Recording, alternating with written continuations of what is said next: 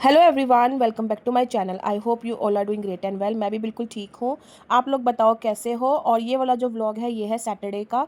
शाम को हम गए थे गुरु तेग बहादुर जी का हमारा प्रकाश पुरब था, तो वहाँ गए थे गुरुद्वारे में प्रोग्राम था। और यहाँ पे बच्चों की छोटी सी एक्टिविटी का यहाँ पे इन्होंने काफ़ी अच्छा अरेंजमेंट किया हुआ था। यहाँ पे छोटे चार साहिबजादों जी का उन्होंने बना के दिया था पोस्टर, कलरिंग वगैरह करनी थी और एक ओमकार खंडा ये सब था। और जो अच्छा बच्चा करता उसका उनको प्राइज़ देते, लेकिन उन्होंने सबको प्राइज़ दिए थे। छोटी सी इन्होंने गुडीज़ बना के रखी हुई थी पाउच में, जिसमें पेंसिल, शार्पनर, रबड़, स्केल ये सब था, तो इन्होंने सबको दिया था। फिर उसके बाद ये वाला पूरा अरेंजमेंट था, काफ़ी बड़ा उन्होंने ना पूरा एरिया इन्होंने कवर किया था। और ये गुरु तेग बहादुर जी जो हॉस्पिटल है ना, जीटीबी हॉस्पिटल, वहाँ पे इन्होंने अरेंजमेंट किया था।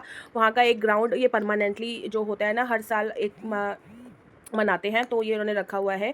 तो वहाँ पे मन को ये गुड़ी मिली थी, तो मैंने कहा चलो एक मोमेंट कैप्चर करते हैं। और यहाँ पे हस्बैंड भी आ गए थे दुकान बढ़ाकर अपनी शॉप से। तो यहाँ पे ना शबील की जो होता है ना, हमारा ठंडा पानी होता है, उसकी सेवा भी थी। तो यहाँ पर ये सब सेवा कर रहे थे। उसके बाद फिर नींबू पानी मैंने पिया था, सोडे वाला नींबू पानी भी था, बहुत स्वाद था, बहुत टेस्टी था। रात को हम आए थे 12-1 बजे। तो फिर ये है अगले संडे का दिन। संडे को हम जा रहे थे, मैं अपनी जा रही थी मदर इन लॉ के घर पे, तो उन्होंने बुलाया था। मैंने कहा चलो चले जाते हैं।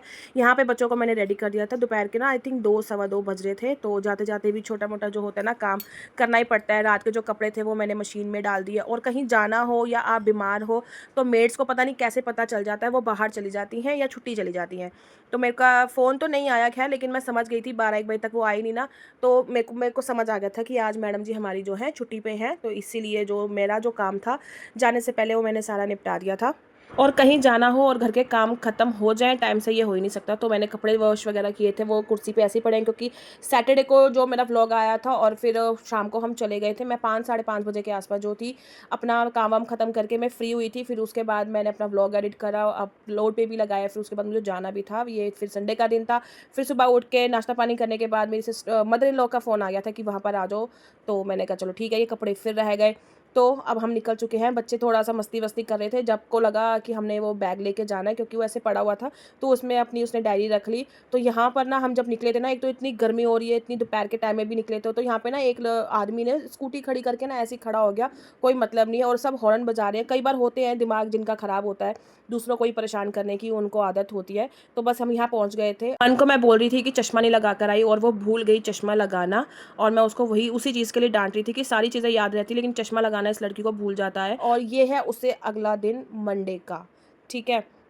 ये वाला जो व्लॉग आने वाला है ना आपके पास, ये 2 से 3 दिन का मिक्स होने वाला है, तो उसके लिए आई एम सॉरी। रेगुलरिटी नहीं बन पा रही है, बट होप आपके साथ जो भी है 1 दिन के बाद मैं व्लॉग शेयर करती हूँ। तो ये है कि 2-3 दिन होता है तो कुछ शूट करके रख लेती हूँ, फिर वो अपलोड कर देती हूँ। और आगे आने वाले एक वीडियो में आपको मेरा किचन का मेकओवर दिखने को मिलेगा। छोटा मोटा जो है काम मैंने स्टार्ट कर दिया है, लाइटनिंग का काम हो गया है। उसका मैंने शूट नहीं किया है, बट मैं आपको दिखा दूँगी आगे। लाइटनिंग का काम हो गया है मेरा, और पर्दे वगैरह जो मुझे लगाने हैं वो सब मैं आगे आने वाले व्लॉग में आपके साथ शेयर करूँगी।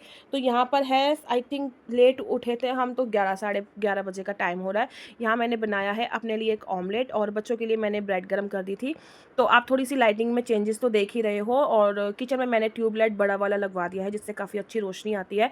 समटाइम्स ये होता है ना कि किचन में व्लॉग करते हुए या वीडियो बनाते हुए ना अच्छा सा एक ना क्वालिटी आता है, ना रोशनी होती है। तो इसलिए यहाँ पे मैंने ट्यूब भी लगवा लिया है।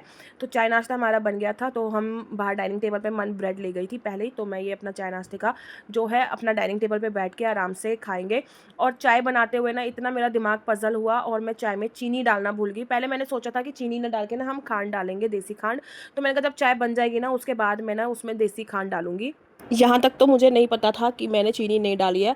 और फिर उसके बाद मैंने अपना लाइट वगैरह जलाने लगी। छोटे बेबी को पता चल गया कि हाँ हम नाश्ता करने वाले हैं, तो उसने पहले ही अपनी सीट रिजर्व रख रही होती है कि हाँ यहाँ मैं बैठूंगी। तो बस करते करते ना नाश्ता कर ही थे। मन को मैं दे रही थी कोस्टर के ऊपर, मैंने उसको बोला चाय रख लो अपना, क्योंकि ग्लास है ना डाइनिंग टेबल का, तो फिर वो पता नहीं लगता, कई बार क्रैक ना हो जाए। तो यहाँ पे ना चाय पीते पीते मेरा इतना वो हुआ, और मैंने सिर पे हाथ मारा। मन कहती क्या हुआ, मैंने कहा मैं चीनी डालना तो भूल ही गई हूँ। फिर मैंने कहा चलो देसी खांड हम लोग खाते हैं ना, तो वो सेहत के लिए भी बहुत अच्छी है। कहते हैं कि चीनी सेहत के लिए अच्छी नहीं होती, तो इसीलिए हम चीनी से अब टर्न होते होते देसी खांड या गुड़ जैगरी इसमें पाउडर में आ रहे हैं। तो ये धामप्योर की जो है ना देसी खांड हम खाते हैं। इसी का मैंने जो है छोटे बेबी को मैं उसका हलवा बना के देती हूँ। जो मैंने दाल इसकी दलिए की पंजीरी बनाई हुई है वो भी इसी देसी खांड की बनाई है। थोड़ी सी महंगी पड़ती है लेकिन आपकी सेहत के लिए अच्छी है। तो ज़रूरी नहीं है कि हर टाइम पैसा ही देखा जाए, सेहत के आगे पैसे कोई मैटर नहीं करते। फिर उसके बाद हमारा नाश्ता पानी हो गया था, डाइनिंग टेबल की थोड़ी सी सेटिंग कर दी थी। साथ के साथ ये छोटे छोटे काम निपटा लो ना तो फिर बाद के लिए बड़े कामों से छुट्टी मिल जाती है। फिर साथ के साथ जो भी केचप और ये बॉक्स वगैरह था ये सब मैंने अपनी जगह पे लगा दिया, और किचन का हाफ एरिया जो आप बॉक्स साइड का देख रहे हो ना वो मैंने साफ़ कर दिया है। अभी मुझे साइड वाला एरिया और नीचे वाला एरिया साफ़ करना है, तभी मेरा मेकओवर जो है वो स्टार्ट होगा। और ये जो लिक्विड डिश का जो मैंने कंटेनर मंगवाया है ना 5 लीटर का, ये बहुत अच्छा है, फ्लिपकार्ट से मिल जाएगा आपको ईजिली। तो अगर इसका लिंक मिला तो डिस्क्रिप्शन बॉक्स में दे दूँगी। तो यहाँ पर सफाई वगैरह अच्छे से मेरी हो गई थी। तो अब ना ये वाला जो कपड़ा है ना मैं लाई हूँ रसोई की कर्टन बनाने के लिए। तो ये फ्राइडे मार्केट से ना काफ़ी अच्छा मिल गया। ये मुझे 20 रुपये मीटर के हिसाब से जो है ना ये कर्टन मुझे मिल गया है। तो इसका ये है तो वैसे बहुत चौड़ाई में, तो इसको कटिंग वगैरह करके मेजर करके जो है मैं कर्टन लगाऊंगी, क्योंकि 2 पार्ट में कर्टन लगेंगे। एक जो मेरी किचन है ना वो एल शेप में है, तो एल शेप में कटिंग होएगी। तो इसीलिए सबसे पहले मैं तो इसको वॉश करूँगी, वॉश करने के बाद ही जो मैं इस कर्टन को कटिंग करके बनाऊँगी। तो यहाँ ना मुझे नहाना भी था, तो मैंने कहा चलो नहाने से ना 10 मिनट पहले मैं इसको भिगो देती हूँ, और फिर नहाने के बाद मैं इसको वॉश करके ना बाहर सूखने डाल दूँगी।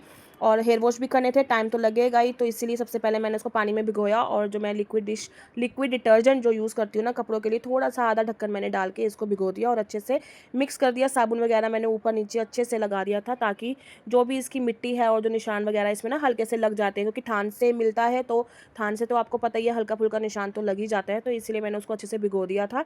भिगोने के बाद फिर मैं आ गई थी अपना रूम में कपड़े लेने के लिए। तो फिर यहाँ पे मैंने, घर में तो नाइट सूट ही पहना जाता है, और वैसे भी गर्मी है तो सूट वगैरह या इस तरीके से कपड़े तो बिल्कुल भी नहीं पहने जाते। तो नॉर्मली घर में पजामा टी शर्ट ही पहनती हूँ। और हेड वॉश डे था आज, क्योंकि सैटरडे को टाइम नहीं मिला, संडे को मैं चली गई थी, तो मंडे था और मन की छुट्टी थी, तो मैंने कहा चलो हेयर वॉश कर लेती हूँ। और मेरे को ना हेयर वॉश के लिए बहुत टाइम लगता है।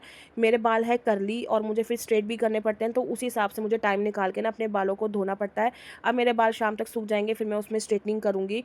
तो ये काम ना करली हेयर्स वाले ही समझ सकते हैं, इनको बहुत ज़्यादा बर्डन होता है। मेरे को तो ये सब करना बट करना पड़ता है। कर्ली हेयर्स मैनेज नहीं हो पाते जितने स्ट्रेट हेयर मैनेज हो जाते हैं, चाहे वो कॉम करने में है, चाहे एक दिन कॉम ना करूँ। ये होता है कि स्ट्रेट हेयर उलझते नहीं हैं जितने कर्ली हेयर्स बहुत ज़्यादा उलझते हैं, और बहुत ज़्यादा बाल टूटते हैं और फैलते भी बहुत है, क्योंकि इनकी ना कर्ली हेयर्स की ना वॉल्यूम बहुत ज़्यादा होती है, इसीलिए इसको मैनेज करना बहुत मुश्किल होता है। और यहाँ मैंने ना फिर धो दिया था उसको और टांग दिया था मैंने टैप में, टूटी में टांग दिया था, तो जो पानी हो गया एक्स्ट्रा वो निकल जाएगा। उसके बाद फिर मैंने वाइपर वगैरह मार दिया था बाहर, और पानी वगैरह अब गर्मी है तो अच्छे से सूख जाता है। फिर मैं आ गई थी अंदर रूम में मैंने लगाया था अपना हेयर सीरम। ये मैंने मंगवाया है बजाज आलमंड ड्रॉप्स का हेयर सीरम जो है, ये मैंने मंगवाया है, बहुत अच्छा है। कर्ली हेयर्स के लिए मैंने रिव्यूज़ देखे थे कि कौन सा सीरम अच्छा होता है, तो ये मुझे रिव्यू में काफ़ी अच्छा दिखा। तो ये मैंने ब्लिंकिट से मंगवाया है। आप ब्लिंकिट में सिंपली टाइप कर सकते हो हेयर सीरम, तो आपको ऑप्शंस में वहाँ दिख जाएगा।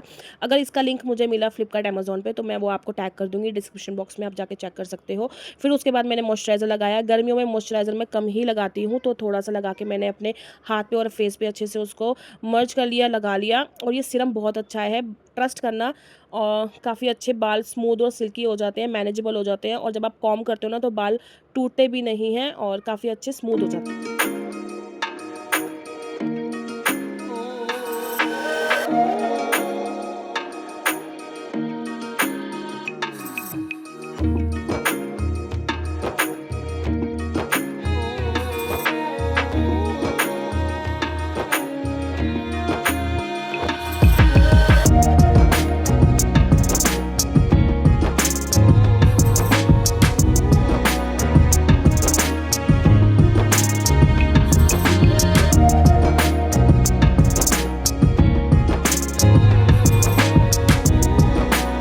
और मैंने अपने नहाने के बाद यहाँ पे छोटे बेबी को भी नहला दिया था, और अब मैं ना इसको डायपर फ्री रखती हूँ दोपहर में, तो इसलिए मैंने ना सिंपली टॉप के साथ इसको अंडरवियर पहना दिया था। अब मैं इसको सिखा रही हूँ कि कैसे जो है अगर शुशु आएगा तो बताना है, बीच में नहीं करना है।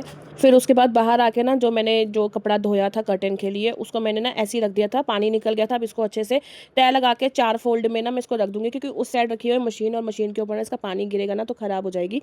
फिर उसके बाद मैंने इसको 4 फोल्ड लगा के रख दिया था। और एक ये वाला भी जो कपड़ा था मैं भी लेकर आई हूँ। इसका देखो मैं क्या बनाती हूँ, पहले मैंने सोचा था कि ऊपर जो है ना वाइट कर दूँगी और नीचे इसको भी लगा दूँगी रसोई में। तो मैंने अपनी मम्मी से बात करी तो मम्मी कह रही होश-पोश हो जाएगा, ज़्यादा गॉडी-गॉडी लगेगा तो सिर्फ़ सिंपली ऊपर ही लगा दो। उसके बाद नीचे वाला जो पार्ट है ना उसको ऐसे ही सिंपली ओपन छोड़ दो। उसके बाद मेरे बाल अच्छे से सूख गए थे, ड्राई हो गए थे। फिर यहाँ पे बज चुके हैं 4 और ये लाइटनिंग का काम है जो मैंने करवाया है। आपको मैंने पहले ही बता दिया, लेकिन आगे आने वाले टाइम में आपको प्रॉपर मेकओवर दिखेगा आपको बिफोर एंड आफ्टर। तो यहाँ 4 बज गए हैं तो हल्की-फुल्की भूख के लिए मैंने सोचा क्या बनाऊँ, तो पॉपकॉर्न काफ़ी टाइम से बनाए भी नहीं थे और राशन में भी मंगवाए थे ना, तो बॉक्स में डाल के रख दिए थे। मैंने कहा चलो बच्चों को आज हम पॉपकॉर्न बना के देते हैं। सिंपली कुछ भी नहीं, घर में अगर आप बना रहे हो तो 2 से 3 चम्मच घी में आप 1 चम्मच छोटा-सा ना नमक का डाल दो। इससे ना टेस्ट बहुत अच्छा आता है। जैसे हम बाज़ार के खाते हैं ना पॉपकॉर्न, तो इस तरीके से ही लगता है और घी में बनाए हुए पॉपकॉर्न तो बहुत ही ज़्यादा स्वाद लगते हैं। तो यहाँ पर मैंने डाल दिया है 1 कटोरी भर के। मैंने कहा एक्स्ट्रा पड़े भी रहेंगे ना तो बच्चे आराम से खाते पीते रहते हैं।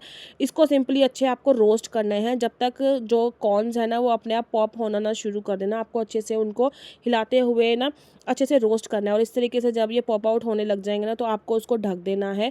और ये इतना सेटिस्फाइंग लगता है ना जब ये पॉपकॉर्न पॉप करके आते हैं ना, तो मैं तो काफ़ी देर तक इनको देखती रहती हूँ। और ये वाला जो व्लॉग है ना मैं यहीं पर ही एंड कर रही हूँ। आई होप आपको अच्छा लगा होगा। अगर लगा है तो आपको सिंपली इस वीडियो को लाइक करना है, चैनल को सब्सक्राइब करना है। मैं आपसे मिलूंगी अपने नेक्स्ट वीडियो में। Till then bye and take care. Makeover देखने के लिए चैनल को सब्सक्राइब ज़रूर कर लेना।